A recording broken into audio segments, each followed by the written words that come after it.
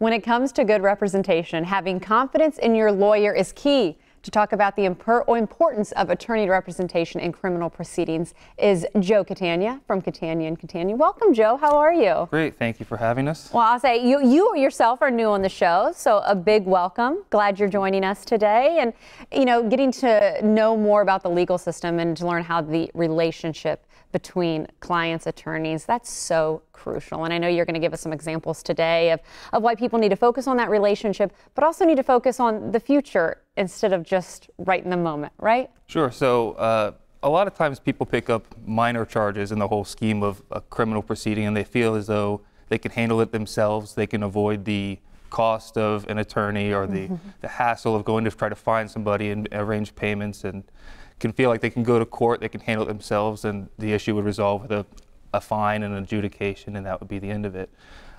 In some situations that's true, but there's others where people don't understand what's going to happen to them in the future as a result of what they plead to or accept today.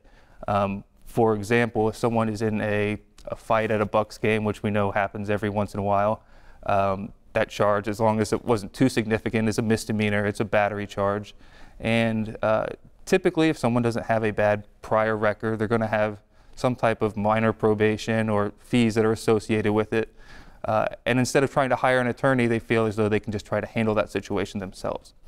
The problem becomes down the road, whether it be a year later, 5 years later, 10 years later, if a similar situation happens, that charge now becomes a felony, a battery second or subsequent offense. And so what once was a minor thing, given your prior record, has now made your situation much worse.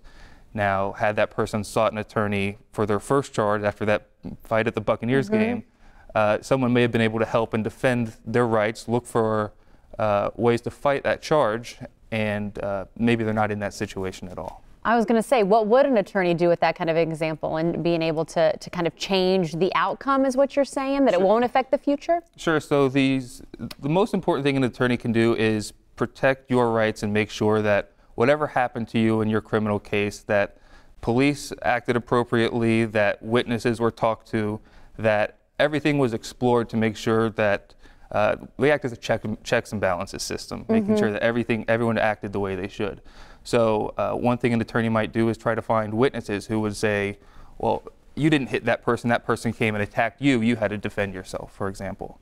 Talking to other people who were around, taking photographs of any injuries that person may have sustained if there was some type of fight. Just collecting evidence and giving voice to a courtroom, because someone who hasn't gone through that system is very uncomfortable, I can only assume, coming in front of a judge, being in a room with hundreds of other people, and it's intimidating to try to speak up and be able to give your side of the story. So I think that's what the importance of having your attorney is. It gives you a voice in that courtroom. It gives you a voice. The attorney knows what to look for to help your case. And again, it just talked about the confidence that you may have stepping into the courtroom, which could be key. Sure.